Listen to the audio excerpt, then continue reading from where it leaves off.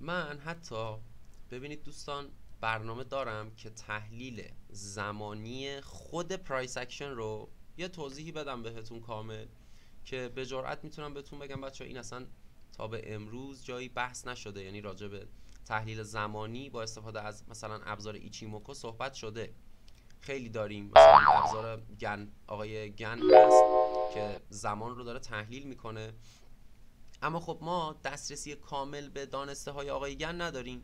ما نمیدونیم آقای گن مثلا اون سال چطور تحلیل میکرده زمان رو و میومده این رو مثلا توی اون روزنامه چاپ میکرده. ما اون دیتا رو نداریم. نیومده یک کتابی بنویسه که ما بدونیم آقای گن دقیقاً داشته چی کار میکرده. حالا هست تک و توک مثلا اون به اصطلاح مربع گن رو میندازن و حالا بحث یه سری مووینگ هاست، اما کامل نیست. من این رو بهتون به جرات میگم کامل نیست.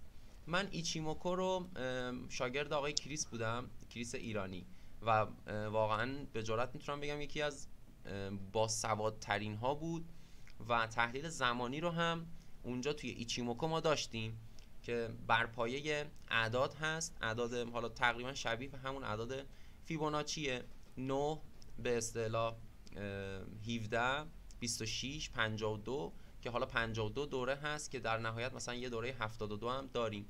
اینا رو ما از یه سری به اصطلاح خطوطی که از کیجنسن و تنکنسن میگرفتیم عقب و جلو میرفتیم و نقاط چرخش مارکت رو پیدا میکردیم بچه ها با استفاده از ایچیموکو. زمان، ببینید ما قبلا گفتیم محور نمودار قیمت ما دو رأس داره، درسته؟ یک رأس قیمت داریم، یک رأس زمان داریم. تمام دانسته های ما در زمینه پرایس اکشن راجع به قیمت داره قیمت رو بررسی میکنه. هر سبک پرایس اکشنی که شما تا به امروز دیدید شنیدید توی دنیا وجود داره، اسمارت مانی، حالا هر چیزی، RTM، نمیدونم به اصطلاح تریگر پرایس اکشن، همه اینا دارن قیمت رو بررسی میکنن. ما زمان رو تا حالا بررسی نکردیم. با استفاده از یک سری ابزارها گفتیم میشه گن، ایچیموکو، که ایچیموکو واقعا به نظر من پادشاه توی این قضیه. من حتی یه نکته های خیلی کوچیکی از ایچیموکو بهتون میگم. یه سری تحلیل های شاید 100 مثلا قطعیت 100 داشته باشه، اما من هیچ وقت اینو بر بستر قطعیت 100 بهتون نمیگم. من این رو در کل اون دانش خودم هست، چون خودم توی چک لیست نهایی خودم از این استفاده نمیکنم. اما من بهتون بگم شما برید تست بکنید متوجه میشید واقعا اینا میتونن 100 باشن. چون ببینید اینا بچه‌ها دارن تحلیل میکنن، خب، و تحلیل اینها درسته. حالا یه آدمی میاد چیکار میکنه؟ میاد اون تحلیل رو درست انجام میده ولی نمیتونه معامله بکنه روی اون تحلیل و این میشه خطا، این میشه خطای کار. ما قبلا بهتون گفتیم تریدر یک کلمه است از دو تا بخش تشکیل شده، یک تحلیلگر، دو معامله‌گر. این خیلی مهمه. یعنی صرفا کسی که تحلیلگر خوبیه قرار نیست معامله‌گر خوبی هم باشه، یه چیز کاملا مشخصیه. یا برعکس کسی که معامله‌گر خوبیه تحلیلگری بلد نیست. شما یاد میگیرین که دوتای اینها رو در کنار همدیگه داشته باشین. مثلا من یه تکنیک مدیریت سرمایه دارم که یک سری جاها به اصطلاح توی 50% مسیر ما میگیم تو 95% مواقع این اتفاق میفته. حالا بعدها متوجه میشیم.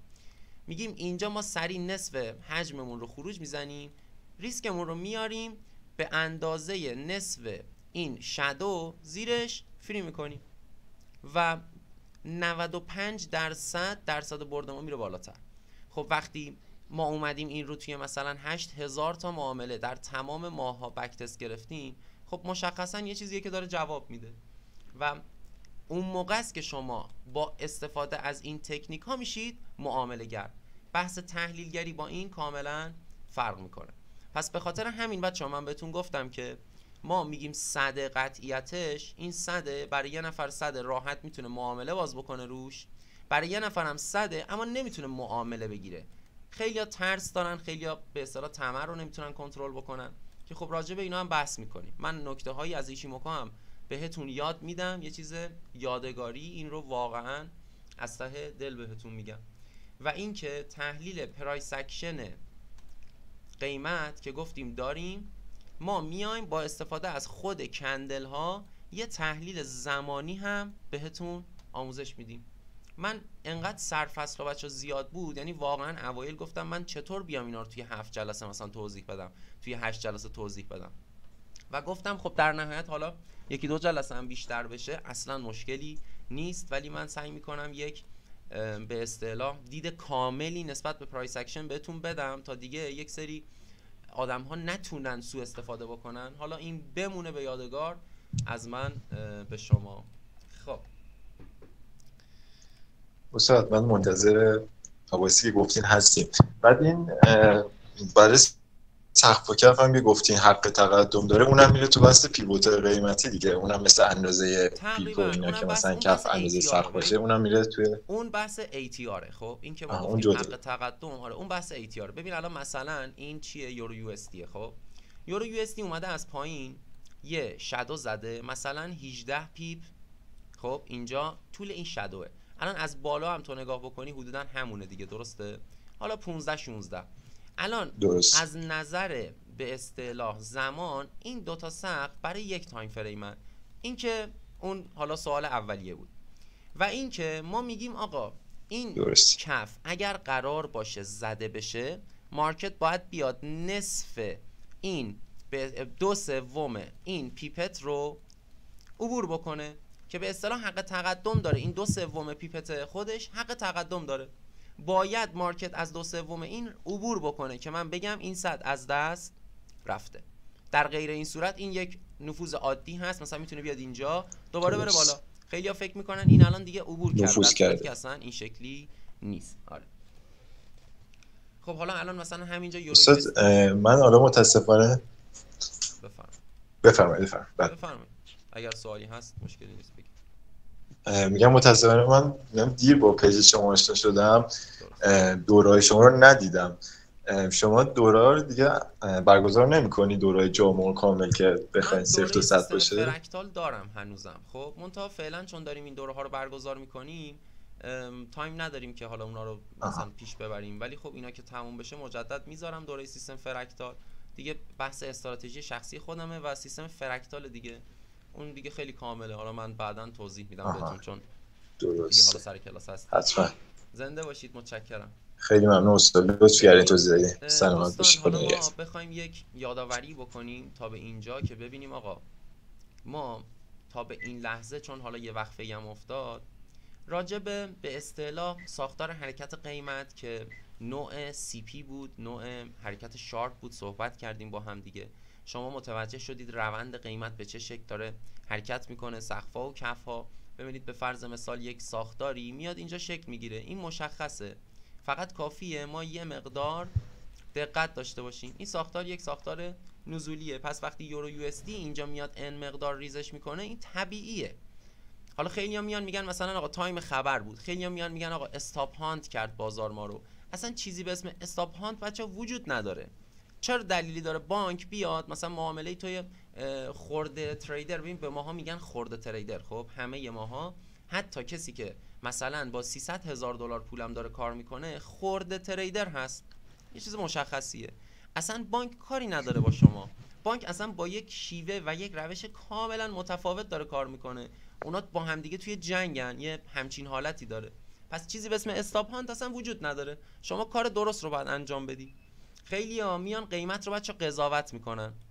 یعنی چی؟ آقا قیمت الان اینجاست، مثلا نشسته پای سیستم، به فرض مثال فکر کنید قیمت اینجاست، نشسته پای سیستم، میگه آقا خب این خیلی ریخته دیگه باید بره بالا. خب این حرف اصلا درست نیست، اصلا این حرف از ریشه اشتباهه. چه دلیلی داره خب این خیلی ریخته بخواد بره بالا؟ مثلا همش دنبال اینه که یک خطی شکسته بشه، مثلا یه خط روندی از دست بره، این بای مارکتو بگیره. خب این اشتباهه. شما داری قیمت رو قضاوت میکنید. شما باید دنبال روی قیمت باشید. در این صورتی که بچا وین ریت معاملاتیتون میره بالا. خیلی‌ها میگن وین ریت بالای 70 اینا دست نیافتنیه. من بهتون ثابت میکنم کاملا شدنیه و میتونید این کارو بکنید. بالاتر از اینها هم بچا 100% شدنیه. من اینو بهتون ثابت میکنم. پس ما متوجه شدیم که باید روند قیمت رو دنبال بکنیم. خیلی ساده نگاه بکنید، مارکت به این شکل داشته حرکت میکرده، سقف‌ها و کف‌های بالاتری داشتن. اینجا میاد چیکار میکنه؟ این کف برای من از دست میره. خب یه دونه برمیگرده توی 50% و سل مارکت اتفاق میفته. همین الان مجدد مارکت میاد بالا، به هر حال ما تو 50 مثلا میگیم شما رندوم ورود بکنی، استاپ این بالاست دیگه. خب مارکت داره ریزش میکنه. این ماهیت حرکت قیمت هست بچه‌ها، این دروغ نمیشه، یعنی باید بر این اساس قیمت حرکت بکنه. و دومین نکته‌ای که ما متوجه شدیم ساختار رلی بیس رلی و دراپ بیس دراپ بود که دقیقاً شما اینجا هم دارید میبینید که به شدت بچه‌ها مهمه، به شدت مهمه. حالا بعدها شما متوجه میشید چرا من انقدر تاکید دارم روی این. ببینید مارکت زمانی که میاد یک سطحی رو برای من میشکنه بچه‌ها، ببینید من اینجا یک سطح دارم، حالا به اصطلاح میگن نواحی حمایت یا مقاومت، که خب اگر بخوام تعریف و خیلی سریع بهتون بگم، چون ما اصلا با اینا کاری نداریم، اینا با مباحث پرایس اکشن کلاسیک لایه اوله. چیزی که ما داریم یاد میگیریم ماهیت حرکت قیمته، مباحث پرایس اکشن لایه چهارم این کاملا فرق داره با اونا، یعنی اونا دیگه ابتدایی ترین نوع دید به قیمت هست، ولی مجبوریم که یه گذری هر از گاهی بکنیم و اینکه شما صرفا فقط آشنایی پیدا بکنید. میگیم نواحی حمایت یا مقاومت. یعنی چی؟ مارکت به سمت بالا حرکت میکنه، میاد اینجا یه بار حمایت میشه، یه بار خریدارها میان خرید انجام میدن، مارکت به سمت بالا حرکت میکنه. خب این ذهنیت وجود داره که آقا اگر من مجدد برگردم روی این سطح، اینجا چون یک بار خرید صورت گرفته باید باز هم خرید انجام بشه. مجدد این ذهنیت وجود داره، به خاطر همین بهش میگن ناحیه حمایت. حالا اینجایی که میاد این از دست میره، ذهنیت تغییر میکنه، میگن آقا خب ما تا قبل از این خرید انجام میدادیم، از اینجا به بعد این ناحیه تغییر ماهیت داده و حالا مقاومت میکنه از بالا رفتن ارز. پس در نتیجه زمانی که میاد بهش برخورد میکنه باید ریزش بکنه. این ماهیت نواحی حمایت و مقاومت هست. حالا ما میگیم آقا شما اینجا یک سطح داری، به اصطلاح حمایت یا مقاومت، اصلا کاری با ماهیتش نداریم، اسمش نداریم. بچه‌ها جایی که این سطح میخواد شکسته بشه، یعنی در این نقطه، برای ما یک گره معاملاتی به وجود میاد. گره معاملاتی. حالا مثلا استاد سعید خاکستر اون موقع ها به ما میگفت گره معاملاتی FTR که ما اصلا دیگه با اسمها کاری نداریم، اما این یک ستاپ ورود FTR بود. ما گفتیم میخوایم ذات حرکت قیمت رو متوجه بشیم که چرا داره این اتفاقات میفته. ببینید دوستان، به هر حال اگر من بیام این قسمت از مارکت رو تا همینجا ببرم توی تایم پایینتر، چی میبینم؟ خب یک حرکت صعودی میبینم، درسته؟ اینجا من دارم 4 تا 5 تا دونه کندل میبینم مثلا تو تایم 15 دقیقه. خب بازار مارکت یک مارکت فرکتالی هست، تو در تو هست. اگر من بیام این رو ببرم تو تایم 1 دقیقه، یه حرکت کامل دارم میبینم و زمانی که این اتفاق میفته این صعودی بوده دیگه، کفا و سقفای بالاتری داشته شکل میگرفته برای ما توی مارکت. حالا مارکت میاد این رو از دست میده، اینجا چی به وجود میاد؟ یک گره معاملاتی. ببینید توی این کندل یک گره معاملاتیه. حالا شاید با این رنگ دیده نشه، تو تایم پایینتر کامل مشخصه. ببینید من الان بیام این موج رو ببرم تایم پایین، ببرم مثلا تایم 1 دقیقه،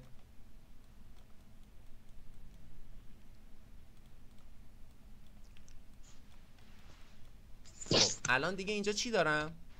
یک دراپ بیس، حالا این کل بیس مثلا بگیرم، یک دراپ بیس دراپ دارم. این بیس من میشه یک گره معاملاتی. گره معاملاتی که بچه‌ها چیه؟ حاصل از شکست این سطح. مارکت داشته به سمت بالا حرکت میکرده، میاد و از اون فضا عبور میکنه. پس طبیعیه که قیمت دوست داشته باشه باز هم برگرده بالای این فضا، اما ناتوانه. فروشنده ها فشار وارد میکنن و مارکت ریزش میکنه. این درگیری که این بین داره به وجود میاد برای ما یک گره به وجود میاره. حالا چرا توی برگشت قیمت بچه به این گره سفارش اتفاق میفته؟ به این دلیل که بعضی اوقات جا میمونن اون کسایی که سفارش ثبت کردن، جا میمونن که بخوان همینجا ورود انجام بدن و توی برگشته به اینجا این قیمت رو میکشونن یه بار دیگه روی اون گره معاملاتی، گره‌ای که حاصل شکست یک سطح هست، مجدد بخوان سفارش ثبت بکنن. همین این بچه خودش یک گره است. ببینید یه دراپ داشتیم، یه بیس، که بیس ها بچه گفتیم معمولا چیه؟ به صورت سی پی دیگه، به صورت فشردگیه.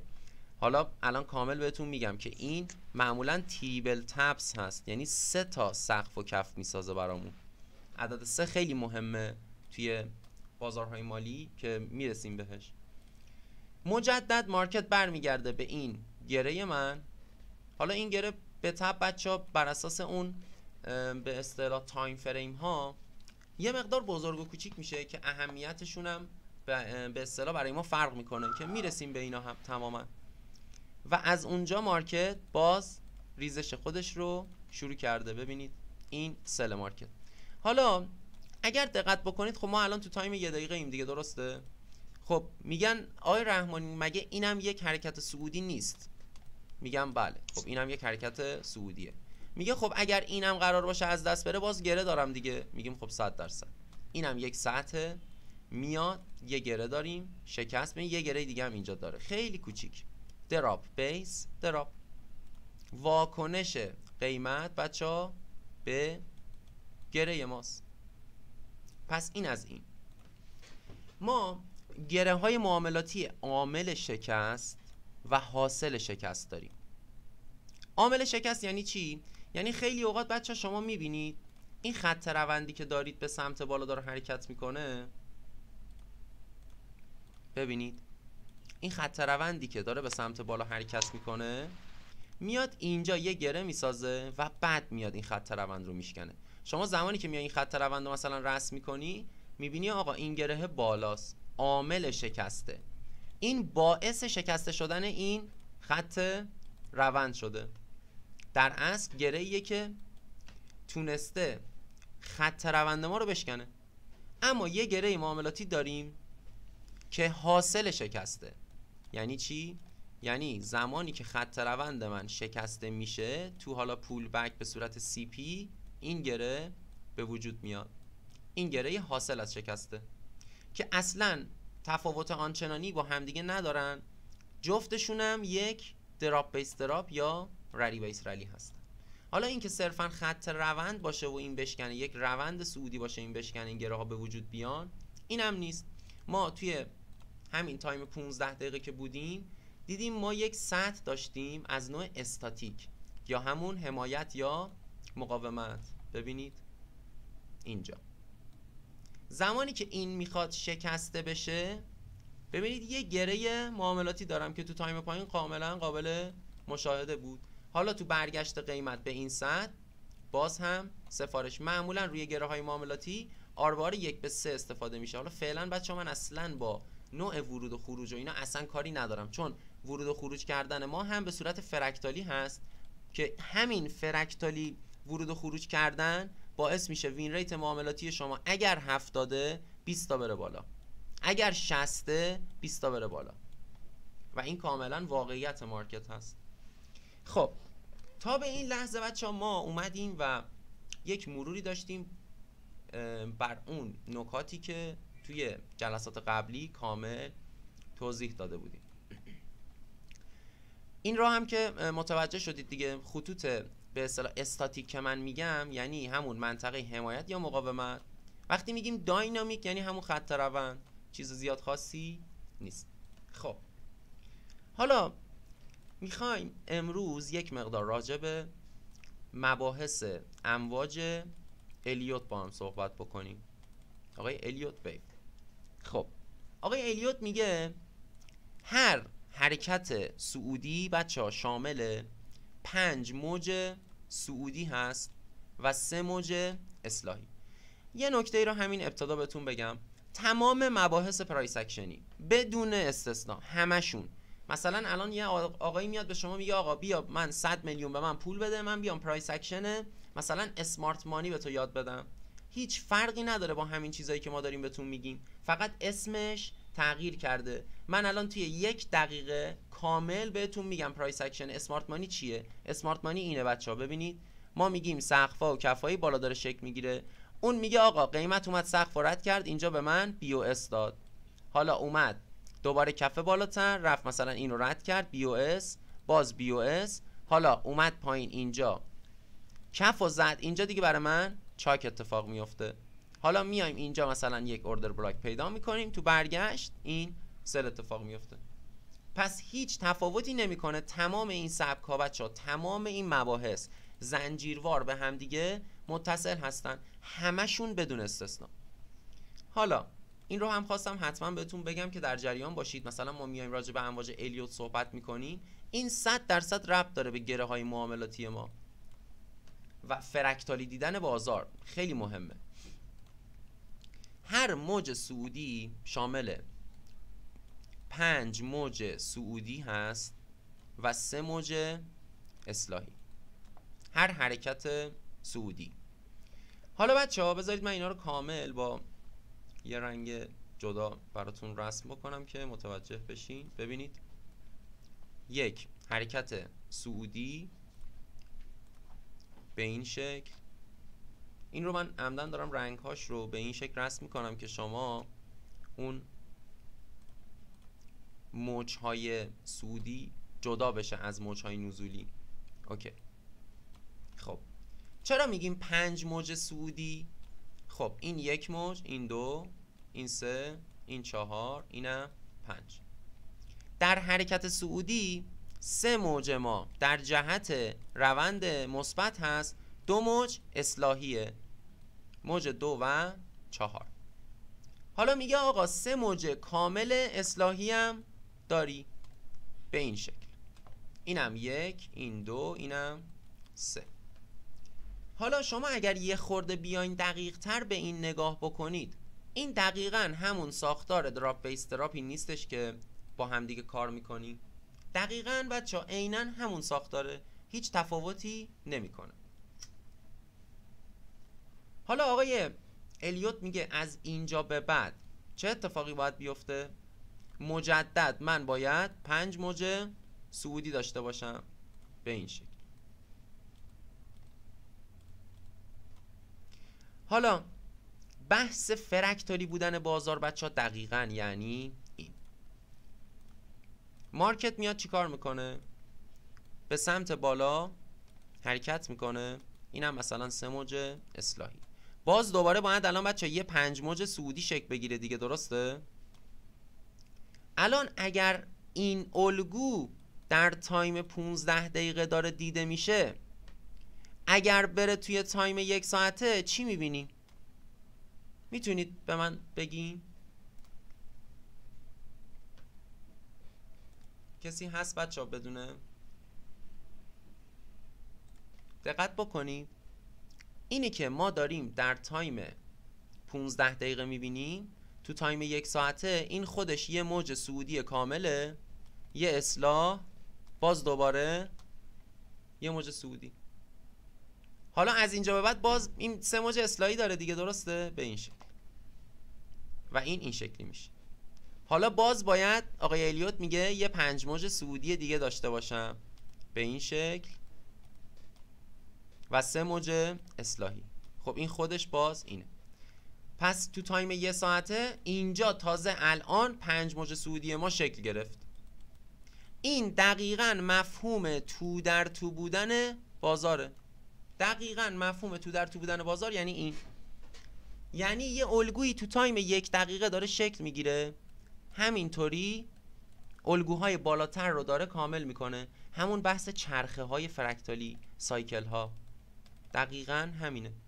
یعنی اگر من بیام همین یه دونه موج رو ببرم تو تایم مثلا الان 15 دارم کل این رو میبینم، همین یه دونه موج رو من ببرم توی تایم پایین تر، این خودش از 5 موج صعودی شکل گرفته و 3 موج اصلاحی که اینه.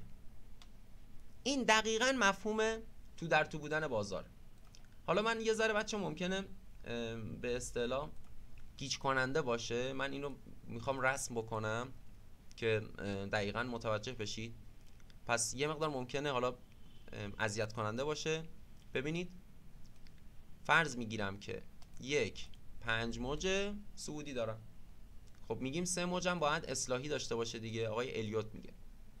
حالا ما میگیم آقا این الگو مثلا تو تایم 1 ساعت است.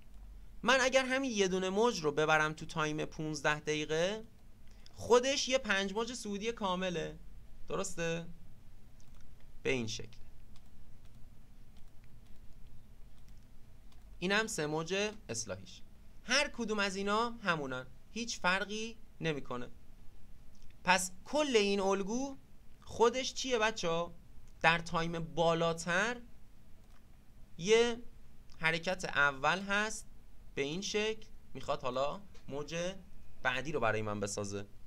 این دقیقاً مفهوم تو در تو بودن بازاره که آقای الیوت خیلی قشنگ داره بهش اشاره میکنه و ما در مارکت بچه‌ها میتونیم از این سوء استفاده بکنیم به نفع خودمون، یعنی میتونیم ازش استفاده بکنیم. خیلی جالبه، خیلی‌ها میدونن این به اصطلاح فرکتال وجود داره، حتی میترسن ازش. خیلی‌ها میان 10 تا تایم فریم رو نگاه میکنن و به اصطلاح میان ترید بکنن، در صورتی که نه، ما میتونیم از این استفاده بکنیم. فقط کافیه بدونیم در تایم 1 ساعته چه اتفاقی میخواد بیفته. خب حالا ما میگیم آقا در تایم 1 ساعته مثلا من میدونم از نقطه N مارکت میتونه حرکت بکنه تا نقطه S. خب اوکی، قبلش مارکت چی بوده؟ مثلا به این شکل اومده پایین. خب آقا من میگم اگر قرار باشه حرکت بکنه، من تو تایم 1 ساعته دارم میبینم، من اگر این موجو ببرم تایم 15 دقیقه چی میبینم؟ خودش یه ریزش کامل دیگه، به صورت کامل میبینم. حالا تو تایم پایین اگر شکست، یه دونه ترید راحت روش ثبت میکنم. قبل از اینکه اصلا برسه به نقطه S، توی اینجاها من تارگت معاملم تاچ شد. این میشه سوء استفاده کردن از فرکتال بازار به نفع خودمون، نه اینکه بدتر ما رو سردرگم بکنه. دقیقاً بچه‌ها این معنی تاییدیه گرفتن هم هست.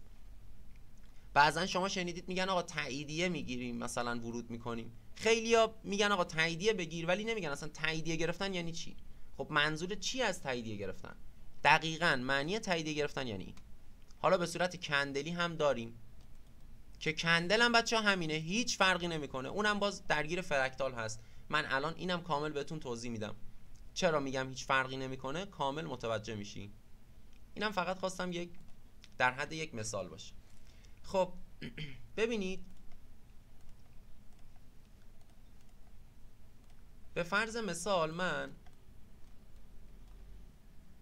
میام و یک قسمت از مارکت رو برای خودم پیدا میکنم. مثلا از اینجا به بعد مارکت یک ساختار نزولی داشت. حالا خط روند، میانگین سقف‌ها، همه کاری نداره. خب میگم آقا من اینجا متوجه میشم مارکت میخواد به سمت بالا حرکت بکنه. حالا تا هر نقطه‌ای کاری ندارم. میگم آقا من قبل از اینکه بخواد این خط روند رو بشکنه، قبل از اینکه من اینجاها بخوام تازه ورود بکنم، چطور میتونم مثلا با برخورد به یک گره یا حالا یک کف معتبر اقدام بکنم سریعا برای پوزیشن بای. میگم آقا مگه مارکت با یک نظم و با یک آهنگی نیومده ضربه نزده مثلا به این گره معاملاتی من؟ این حالا بچه‌ها الان مثلا میگم گره مثال هستا، صرفا جهت مثال، میرسیم به اون حالا مثال های اصلی هم توضیح میدیم. هرچند بدون استثنا من مطمئنم شما همین رو هم اگر ببرید تایم پایین، داخل دل این یک گره معاملاتی داریم 100%. این رو هم میبرم تست میکنم براتون.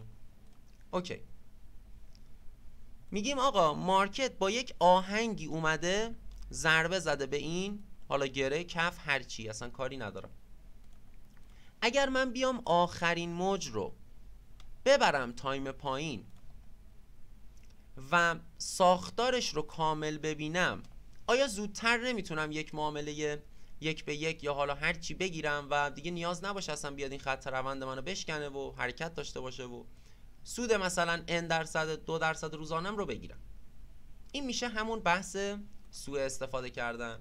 خب این آخرین موج به این شکل علامت گذاری میشه، اومده ضربه زده مثلا به گره من. میرم تایم 1.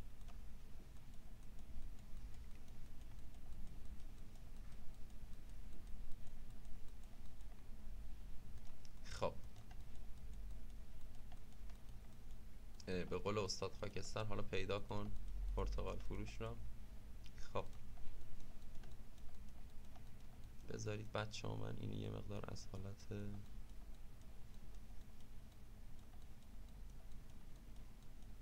دیگه باید همین جاها باشه و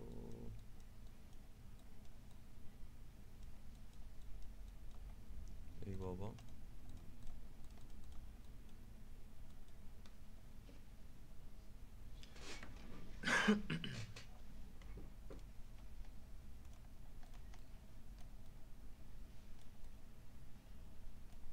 بذارید بچه من یه مثال نزدیک به لایو مارکت پیدا بکنم که خیلی سریعتر بتونیم بررسیش بکنیم. مهندس تاریخش رو نگاه کنیم فکر کنم سریعتر بتونیم پیدا کنیم. دیگه اون خیلی اذیت کرد تا برسیم بهش.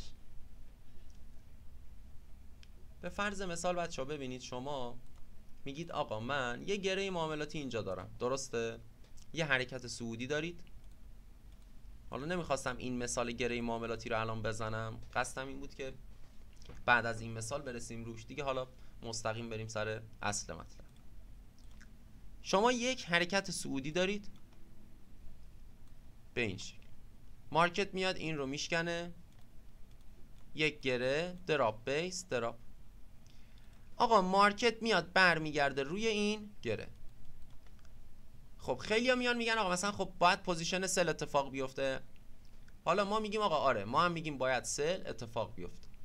اما شما میتونی خیلی راحت یه تاییدیه اضافه بگیری، اضافه بر سازمان، که خیلی هم درصد بردت رو میبره بالا. چرا؟ چون شما میدونی مارکت داره فرکتالی حرکت میکنه. اگر قرار باشه سل اتفاق بیفته، خب برادر من یک ساختاری داره این حرکت، این ساختار تغییر میکنه و مارکت ریزش میکنه، دراپ بیس دراپ بعدی. این مادام داره توی بازار تکرار میشه، اصلا کاری نداره. اوکی، من با علم به این که مارکت فرکتالی هست و هر حرکتی یک آهنگی داره، یک نظمی داره، میرم توی تایم 1 دقیقه. زمانی که میام توی تایم 1 دقیقه، همون موج رو فقط کافیه بیام دید نرمال پیاده بکنم. بذارید رنگم رو، فقط کافیه دید نرمال بگیرم به این شکل، به این شکل، اینجا. خب چه اتفاقی افتاده در این نقطه؟ مارکت اومده تمام این کف‌ها رو زده، مثلا یه دونش هم میزد همین اینجا تموم بود، که اگر دقت بکنید دقیقاً این کف تو این حرکت از دست میره، یه برگشت داریم تو نیم سل اتفاق میفته. من میگم این رو هم به خاطر 1 دقیقه بودن تایم شما نتونید تریت بکنید. باز هم مارکت میاد اینجا، یه برگشت داریم تا نیم و باز سل.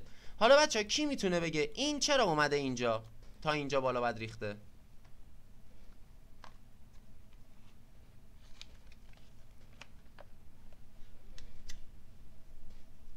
دوستان خب مهندس این یکی این که اومده سطح قبلی رو شکونده ریخته و اینکه به طبق حالت که شما میدین یه دراپ بیس دراپ اتفاق افتاده اینجا.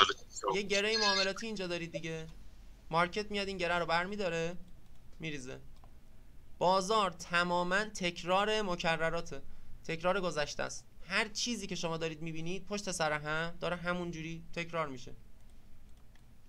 پس شما قبل از اینکه اصلا گره معاملاتی که داشتید بخواد تارگت تایم 15 دقیقش رو بده، شما من میگم 1 به 1 اینجا به راحتی یه ترید گرفتید.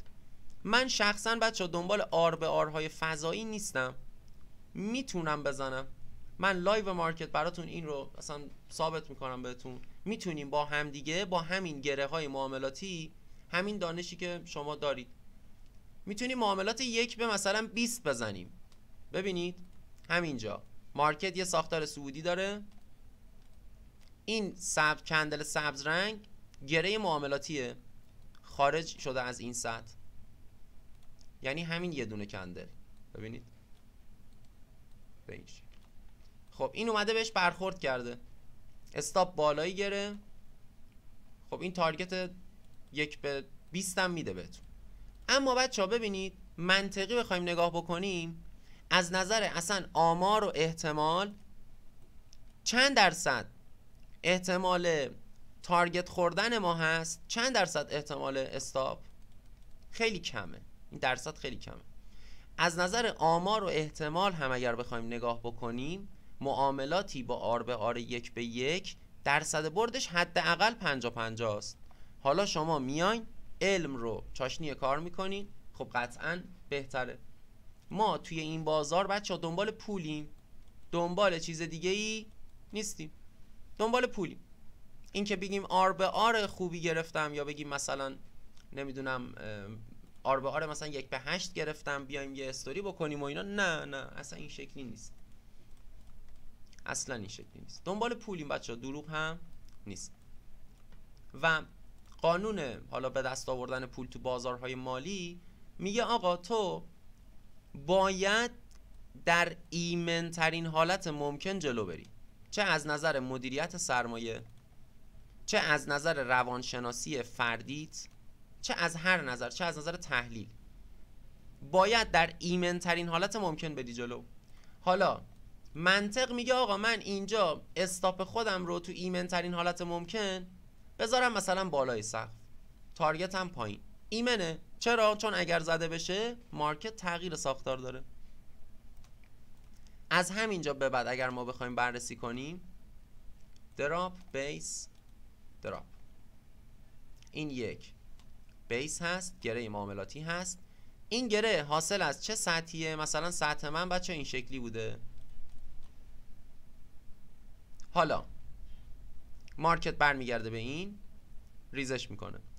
اگر تایم پایین تر از این میداشتیم، خب ما الان داریم 1 دقیقه بررسی میکنیم دیگه، 15 بودیم، خیلی راحت میتونستیم این موج رو ببریم تایم پایین تر. ببینید بچه چقدر زیباست، به این شکل ساختار داشته اینم، درسته؟ ببینید اینجا میاد این کف رو میزنه، برمیگرده تو نیم، پوزیشن سل فعال میشه، استاپ این بالا، تارگت این پایین. حالا بریم مثلا تایم 15 دقیقه. ببینید بچه‌ها حتی اگر گره معاملاتی وجود داشته باشه که عمل نکنه، یعنی مارکت بیاد بهش برخورد بکنه همونجوری ردش بکنه، خب گره معاملاتی ما داشته باشیم که خب بعدها بچه من اینم بهتون کامل توضیح میدم، ما گره هایم هر گره معاملاتی رو شما نباید ترید بکنید. یعنی اینجوری نیستش که الان بریم مثلا بگیم این گره است، خب مثلا این گره است، سریعا برگشت آنن یه پوزیشن فعال بکنیم، نه اصلا این شکلی نیست. اینا در جهت روند دارن، خلاف جهت روند دارن. خیلی نکته ها هست که فعلا باید بهش اضافه بکنیم. ببینید الان مثلا در یک همچین مسیر نزولی گره های سل راحت تارگت میدادن به ما، برعکس اینجا گره های بای، گره هایی که در جهت روند بای داره شکل میگیره، اینها رو هم ما کامل متوجه میشیم. ببینید الان ما میگیم آقا اینجا یه رلی بیس رلی دارم، دوباره یه دونه رلی بیس رلی. حالا چه اتفاقی افتاده؟ مارکت اومده روی گره اول من. خب ما میگیم آقا نیازی نیست شما توی 15 دقیقه بیای ترید بکنی، استاپ مثلا زیر این گره که خب اینجا اصلا استاپ زده شده. میبینی چی کار میکنی؟ این موج رو میبرید تایم 1. زمانی که این موج رو ببرید تایم 1 دقیقه، بحث فرکتالی بودن بازار، بحث نظریه امواج الیوت هست دوستان. میگه آقا سه موج اصلاحی داری میبینی. حالا بچه اون چیزی که بهتون توضیح دادم دقیقا همینه ها. ببینید مثلا این اون 5 موج صعودی بوده، این هم اون 3 موج اصلاحیش بوده، اونم دقیقا همینه. من به خاطر این گفتم مارکت همواره همه سبک ها از همدیگه پیروی میکنن، هیچ فرقی با همدیگه ندارن.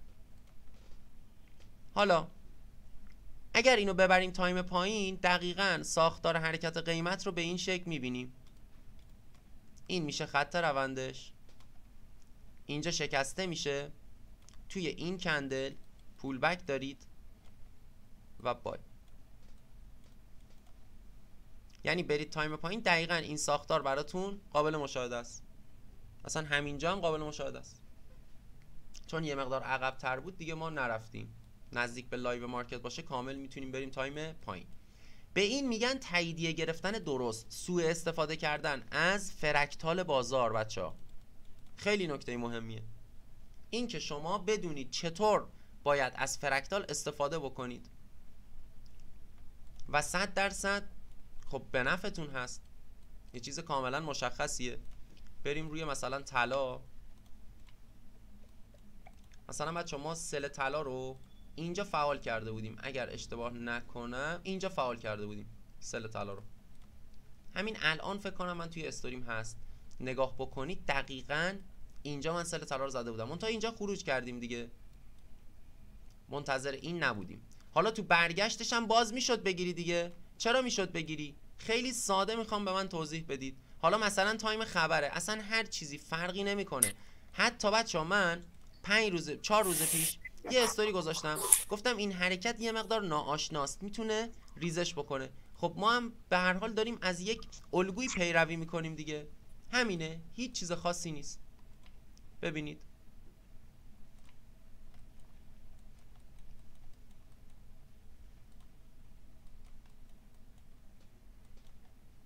اینجا چی دارم؟ دراپ بیس دراپ. حاصل شکست چه سطحی بوده؟ این روند بوده، درسته؟ این روند من بوده، شکسته شده، دراپ بیس دراپ. خیلی ساده است. بذارید من اکسپرتم رو هم پاک بکنم. خب اینجا چی دارم؟ یه بیس، یک گره حاصل از شکست، حاصل شکست این سطح. مارکت برگشته روی این گره من، پس قطعاً میتونه یک سری سفارش اتفاق بیفته. ما میگیم آقا اصلا تو همین تایمی که هستی هم ترید نکن، بیا مولتی تایم نگاه بکن، بیا از فرکتال بازار استفاده بکن، آخرین موج رو ببر تایم پایین. این آخرین موجی که اومده به گره شما ضربه زده دیگه، درسته؟ بریم تایم 1.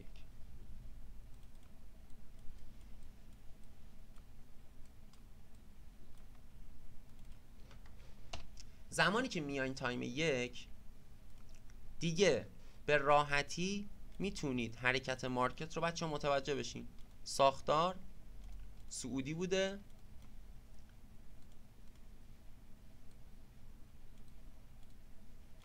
یه مقدار من زوم بکنم. خب ببینید این همون موجی بوده که اومده ضربه زده به اون گرهه. حالا الان اون گره هم بچه‌ها این یه ذره الان اینجا سخت میشه بخوام براتون دقیق بگم. اون گره کل این حرکت بود دیگه، درسته؟ تو دل این حرکت هم باز ما گره داریم دیگه. نمیخوام فعلا اینو بهتون توضیح بدم، این دیگه میره برای حالا مسائل یه مقدار پیچیده تر، چون هر گره معاملاتی خب تو دلش باز یه گره دیگه داره. یعنی واکنش قیمت دقیقاً به اون گره کوچیک است. پس میشه مثلا ریوارد های بالا هم گرفت، اما ما میگیم نمیخوایم، ما میگیم ایمن ترین حالت ممکن، چون یک تریدری هستیم که هم تحلیل میکنیم و هم معامله. اوکی، قیمت اومده ضربه زده به گره. ما مثلا اینجاییم دیگه، لایو مارکتیم یا اصلا اینجاییم. روند قیمت رو دنبال میکنم. من میدونم آقا اگر قرار باشه اون گره من عمل کنه، مارکت باید تغییر ساختار به من نشون بده که خب دیگه اینجا ببینید، اینجا دیگه تغییر ساختار رو داره برای من ثبت میکنه. اصلا اینجا شما ورود نکردین، این کف اصلیتون اینجا از دست میره. صبر بکنید، این کف از دست میره. باز هم مارکت برمیگرده توی 50% مسیر بالا، مثل همون مثال هایی که تک تک با هم دیگه بررسی کردیم. چند پیپ نوسان میتونستید از طلا بگیرید؟ چیزی که من خودم اینجا ترید کردم، الان برید بچه استوری منو ببینید، دقیقاً با همین، هیچ فرقی هیچی نبود. سیستم فرکتال رو من چک میکردم اما ماهیت پرایسیش همین بود. خب ما خیلی جاها بچه ها از دید سیستم فرکتالی که داریم هم استفاده میکنیم و خیلی هم شاید کاملتر بتونه بهتون قیمت رو نشون بده، خیلی هم فرق میکنه با این.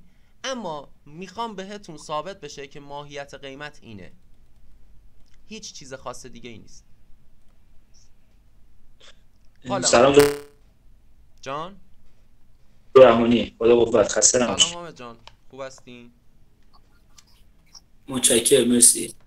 جناب رحمانی، الان به نظر شما الان این حرکت سی پی که الان کرده تو لایو مارکت درسته؟ درست.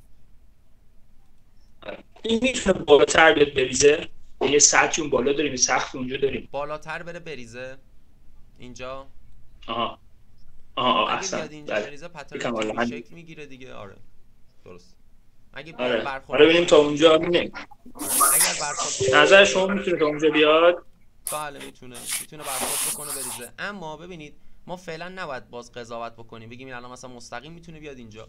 ما فعلا روند قیمت رو اینجا خیلی جزئی دنبال میکنیم. ببینید مارکت بعد از یه ریزش شدید به صورت سی پی اومده توی 50%، درسته؟ به این شکل.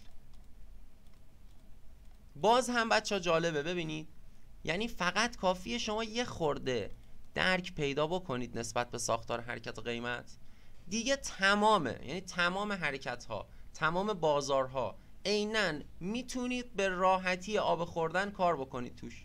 چرا این حرفو میزنم؟ ببینید مارکت به صورت سی پی اومده تو 50. من میگم آقا شما اینجا یک به یک نگیر، مثلا اینجا بیای سل بزنی، استاپ بیاد این بالا، تارگت بیاد این پایین، که خب با اکسپرت مدیریت سرمایه اصلا ربطی نداره که استاپ ما چقدر باشه. این میاد خودکار 3% حساب رو ریسک میکنه. اینم میگم نزن. میخوای بفهمی که این سل اتفاق میفته یا خیر؟ خب آقا مگه مارکت با یک آهنگ حرکت نمیکنه همیشه؟ بفرم اینجا چه اتفاقی افتاد؟ کف رو از دست دادیم. کف قبل زد. احسن، کف رو از دست دادیم. حالا این بالا باز ببینید یه گره دارم.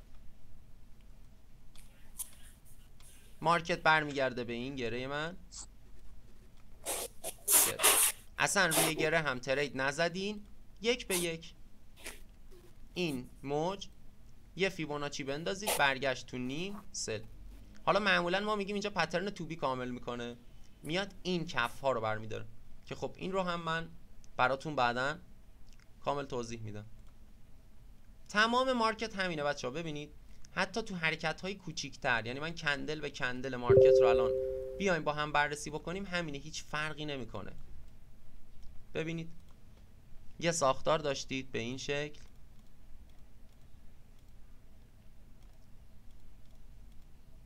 اینجا یه گره داشته، مارکت میاد گره رو بر میداره میریزه. خب این کف ها زده شده دیگه، درسته؟ در حد خیلی جزئی، پس هیچ تفاوتی نمیکنه. اما در کل تو تایم 15 دقیقه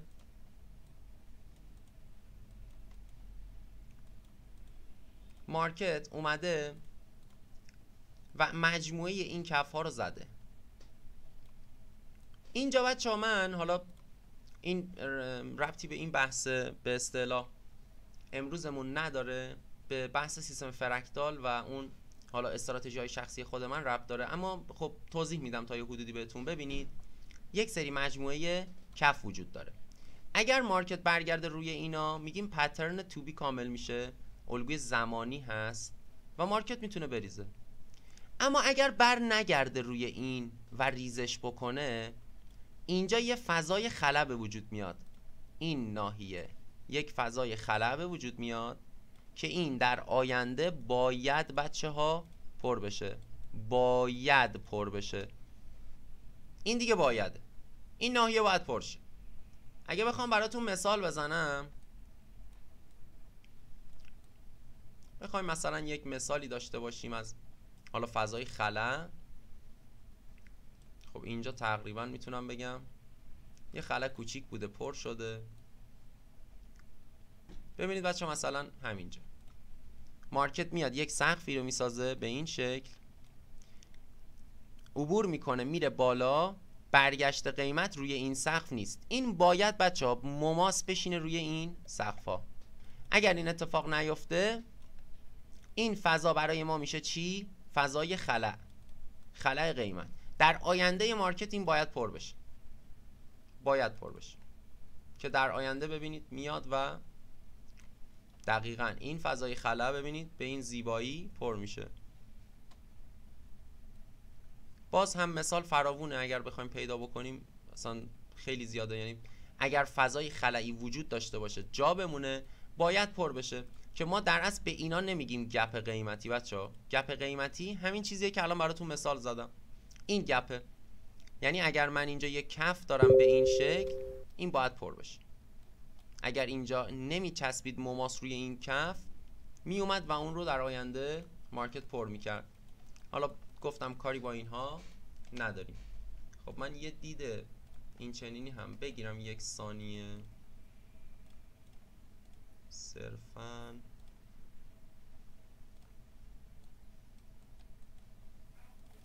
شما نظرتون در مورد الان لایو مارکت میگیم؟ سل دیگه مارکت دوستان، مارکت آره ما میخوایم سل بزنیم، منم میخوام سل بزنم، ولی دقیقاً میگم میترسم باز بالاتر بخواد بره مثلا، چون استاپ بزرگ میشه خیلی.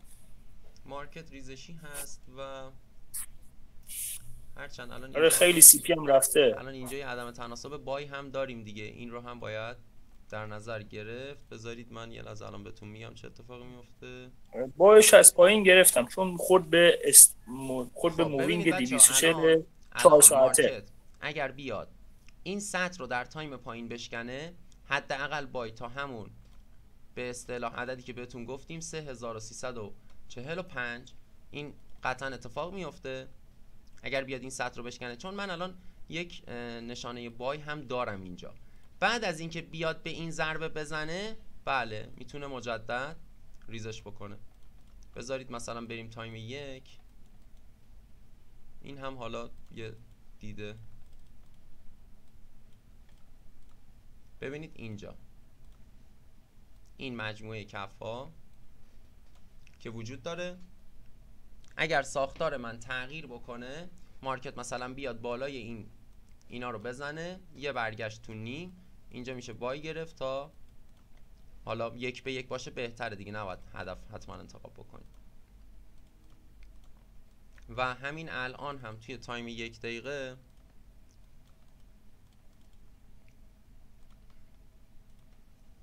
خب مارکت فعلا توی تایم 1 دقیقه بچه ساختار نزولی هست. الان باید بیاد این سطح رو بزنه، یه دونه برگرده اینجا روی مثلا مووینگ 60 بره بالا. اگر بیاد کف رو بزنه که دیگه 100% این کف ما هم از دست خواهد رفت. الان دیگه میتونه راحت بیاد این کف رو بزنه. خب اوکی دیگه من نمیخوام زیاد بچه راجع به حالا سیستم فرکتال اینا صحبت بکنم. حالا هر از گاهی یک بحثی پیش میاد، معذرت میخوام، از اون بحث اصلیمون خارج میشیم دوستان. پس چیزی که ما تا به امروز یاد گرفتیم و این جلسه اضافه کردیم این بود که ما زمانی که یک گره معاملاتی پیدا بکنیم حاصل از شکست باشه، میایم و در برگشت قیمت به اون آخرین موج رو میبریم تایم پایین، ساختارش رو رسم میکنیم به این شکل به راحتی در تایم پایین میتونیم اقدام بکنیم برای گرفتن یک پوزیشن. خب دوستان سوالی هست؟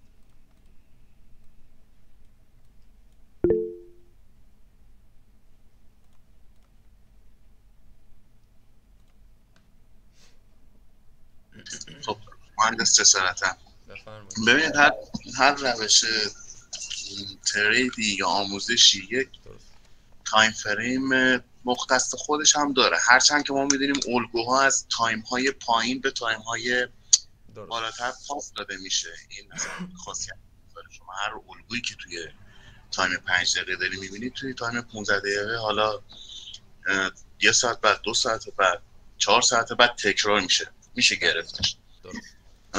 ولی موضوع اینه که الان این روشی که شما دارید آموزش میدین قطعا یک تایم فریم تحلیل داره، یک تایم فریم ورود داره. اینا اگه زحمتش بکشین که یه ببینید در مورد اینم یه صحبت کنین، چون میدونم البته همه دوستان اینجا خودشون سبکن، ولی خب بالاخره این روشی که شما دارید میگید یک تایم فریم تحلیل داره و یک تایم فریم ورود داره که این خیلی مهمه. ممکنه یک ساعت خودم به شخص هست حالا طبق صحبتایی که وارد کردیم مثلا تحلیلیم توی 5 دقیقه است، گاهن 15 و 1 هم نگاه میکنم، ولی مثلا کلا ورودم تو 5 دقیقه است. اگه 5 دقیقه دیگه بهم ورود نده مهاجرت میکنم تو 15 دقیقه اونجا منتظر میمونم.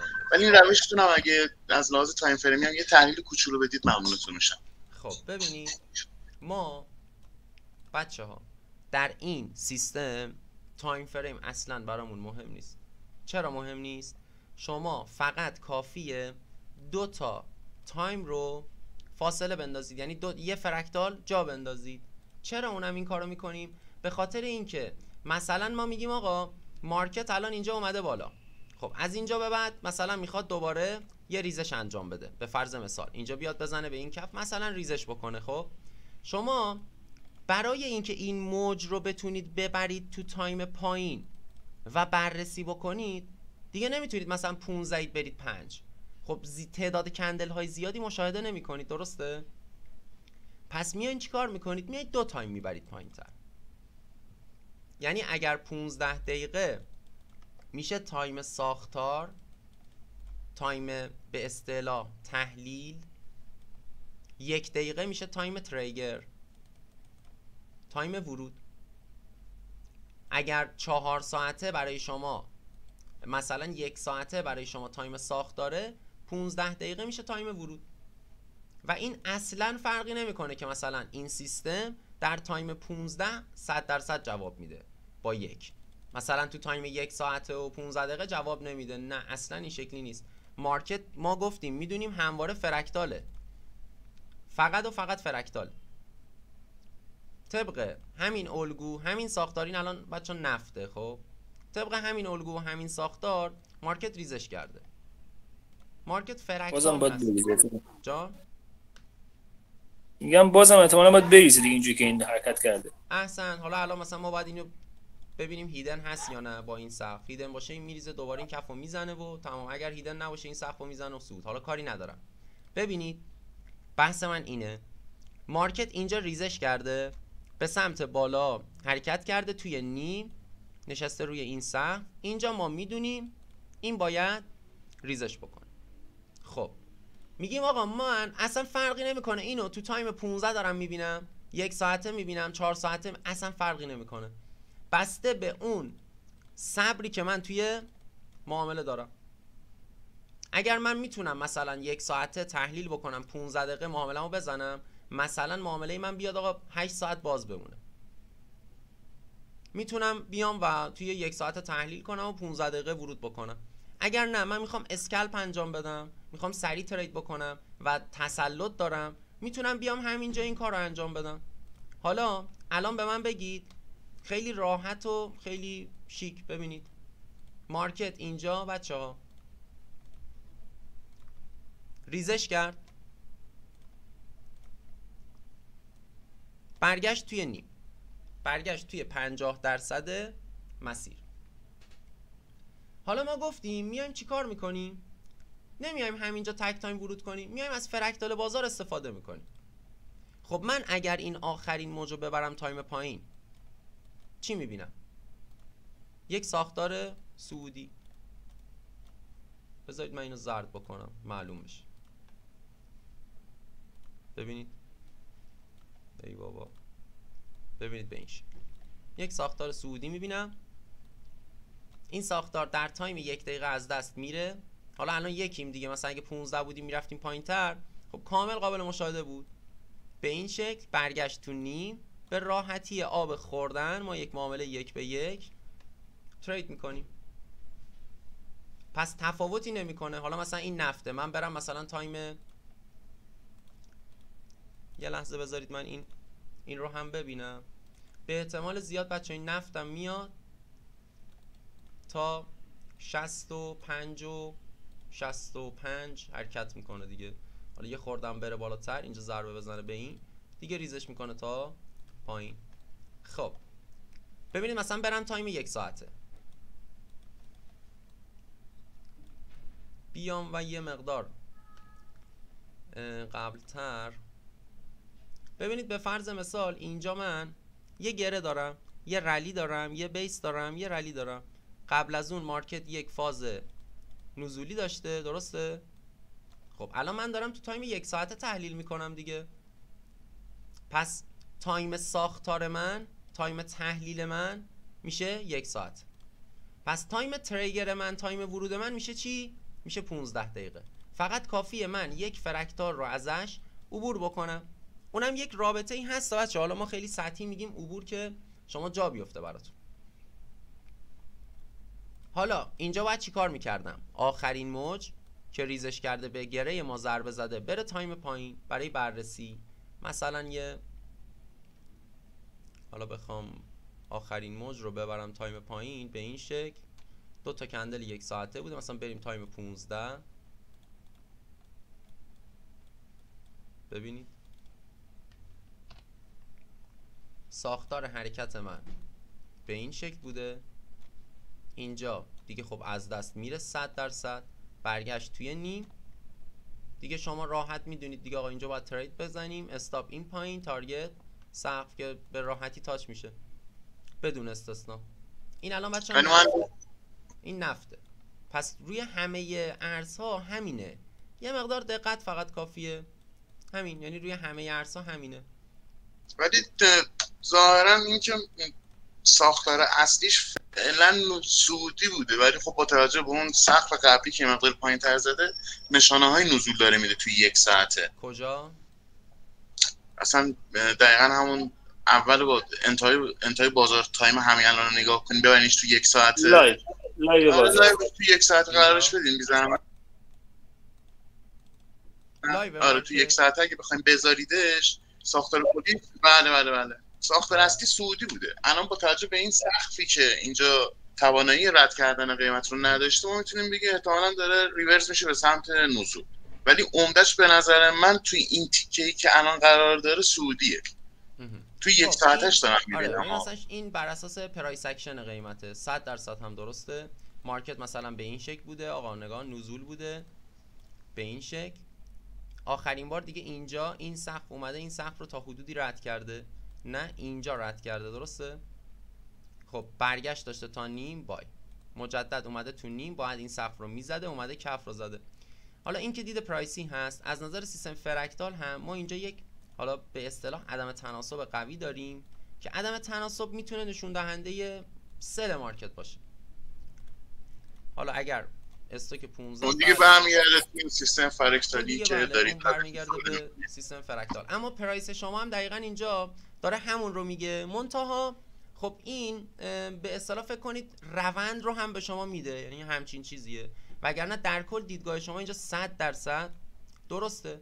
خب مارکت کاملا توی کف قیمتی داشته اصلاح انجام میداده و عبور کرده. حالا مثلا بریم یه ارز دیگه ای، مثلا نقره.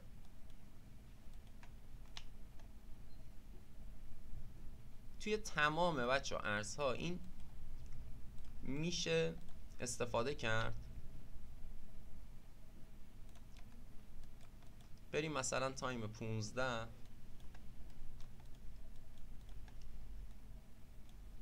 ببینید دیگه خیلی راحت شما به محض اینکه میاید میبینید این ریزش در اثر برخورد به این گره معاملاتی اتفاق افتاده. اگر اینو میبردید تایم پایین، خب خطوط روند، حالا باد بزنی شکل، جلسات پیش توضیح دادیم، باز اینجا چی دارم؟ یه گره. این ریزش چرا اتفاق افتاده؟ به خاطر برخورد به این گره. اصلا کاملا مشخصه. مارکت بچه‌ها گفتیم اصلا فرقی نمیکنه ما تو چه بازاری باشیم، چه تایمی باشیم، مثلا 15 به 1 باشه یا 4 ساعته باشه، اصلا فرقی نمیکنه، همش یکیه، فقط بسته به صبر داره. الان شما تو 4 ساعته میدونی این چیه؟ یه گره. اگر قیمت بیاد روی این چه اتفاقی میفته؟ باید بای بشه. حالا ما میگیم آقا اومد روی این، همونجا آنن بای نگیر. خب اینو ببر تایم پایین، خب به هر حال با یه آهنگی میاد پایین، شکست، برگشت، تریدشو انجام بده. به همین سادگی. اصلا فرقی نمیکنه ما تو چه تایمی باشیم، به هیچ عنوان. ببینید اینجا دوباره گره داره، برخورد، همون اتفاقی که رو طلا مثلا این شکلی افتاده تو لایو مارکت مثلا 15 دقیقه. اینجا حالا تو 4 ساعته من دارم یه نمونه حالا کوچیکشو میبینم. مارکت با سی پی اومده بالا به این شکل،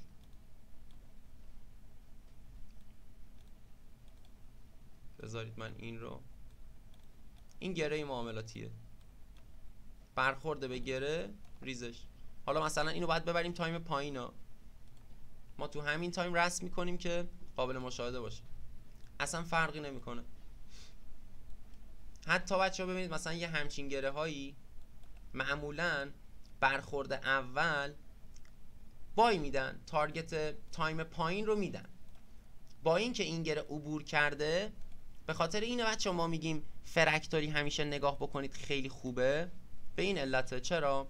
چون شاید این گره تارگت سقف رو نتونه برای شما ثبت بکنه، اما معمولا 1 به 1 رو میده. ببینید اینجا یه بار این اتفاق افتاده، ببینید اینجا یک حرکت داشتم، توی این کندل قرمز ریزش داشتم تو نیم، این اتفاق افتاده. آخرین موج رو اگر میبردیم تایم پایین کاملا قابل مشاهده بود. به این علت هست که ما میگیم 1 به 1 یه چیز درستیه. حالا بیایم فرکتالیش بکنیم، اینم ببریم تایم پایین تر دیگه. اصلا کاملا جوابرمانی یه چیزی جوابرمانی یعنی خودش الان نتونست سقف بالاتر بزنه، یعنی ناتوان در زدن سقف بالاتر شد. دیگه یعنی همین که شما توضیح دارید میدین، این خودش نتونست سقف بالاتر بزنه بعدش دیگه اینجا. آره هم اصلا اون سقف بعدی که زد دیگه نتونست بعدی این سقف بالاتر بزنه. استاپ پشت اون سقف تموم شد، دوباره میزنی سلش رو دیگه نتونست بزنه. اینجا چون بیوس شکست اینجا دیگه، اینجا بیوس سعودی داشت دیگه نتونست بعدش بزنه. تبدیل میشه استاپ های کوچیک‌تر و ریوارد های بالاتر.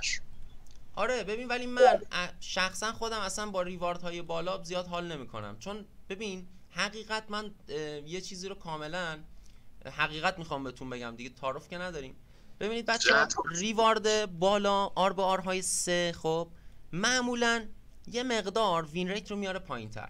شاید سیستم وین ریتش باشه مثلا همین چیزی که من میگم، گره های معاملاتی، برید تمرین بکنید همه چی تموم، شاید وین ریتش مثلا در نهایت 70 الی 75 آر به آر 3 در بیاد، مثال میزنم. خب شما میایید اینو کار میکنید، خب شما در خوشبینانه ترین حالت ممکن از 100 معامله مثلا 20 تا 30 تاشو بتونید وایستید کامل تارگت معاملتون ثبت بشه آر به آر 3. انسان کلا ذاتش اینه، معامله رو دستکاری میکنه. به خاطر اینه که اصلا خیلی از سیستم های معاملاتی جواب نمیدن و در نهایت طرف میاد میگه آقا ترید سود نداره. نه، این شکلی نیست. ما باید یه مقدار کنترل بکنیم خودمون رو. من شخصا حتی همین 30 تا استاپ رو هم دوست نداشتم ببینم. یعنی من شخصا ذاتاً آدمی بودم که استاپ من رو عصبانی میکرد. دیگه نگاه نمیکردم ببینم آقا من مثلا $1000 سرمایه داشتم، این $1000 تبدیل شده مثلا به $1800 پول. یه دونه استاپ میخوردم مثلا $20 منو اذیت میکرد، اصلا استاپ منو اذیت میکرد. حالا فکر کنید مثلا من آر به آر بالا که بگیرم، ناخودآگاه استاپ هام تعدادش میره بالاتر، ریوارد وین ریت پایین، ریوارد بالا دیگه، یعنی برعکس دیگه رابطش. پس اومدم چیکار کردم؟ اومدم سیستم معاملاتی حالا به اصطلاح مکدی ها و اون استوک ها، سیستم فرکتال آر 1:1 این برای من عالیه. چرا؟ چون من حالا وین ریت مثلا بالایی دارم اما آر 1:1 و زمان زیادی هم توی معامله نمیمونم که اذیت بشم. رنگ کندل هامم همیشه تک رنگه. حالا نهایت یه فرق جزئی، از یه جا به بعد دیگه خب شما گره ها رو کار بکنید تشخیص میدید و با سیستم فرکتال هم که خب اصلا فعلا شما آشنایی ندارید. و چون بار روانی کندل ها رو هم حتی نمیخوام تحمل بکنم، یه چیز کاملا مشخصی هست. اما میگیم فعلا شما میتونید روی گره ها به عنوان تمرین آر 3 بزنید، آر مثلا حالا 1:1 بزنید، اصلا فرقی نمیکنه. اما من رحمانی شخصا دوست دارم آر 1 بزنم، چون من نمیتونم استاپ رو ببینم.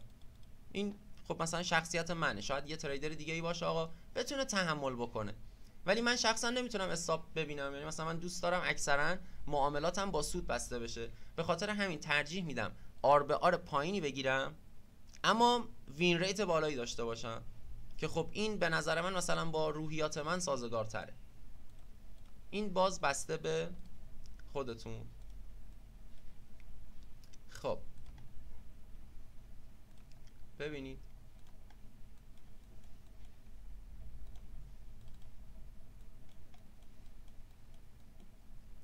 این هم بچه‌ها از اون ریزشی که توی نفت گفتیم، حالا این بیشتر هم خواهد اومد، میتونید ببینید.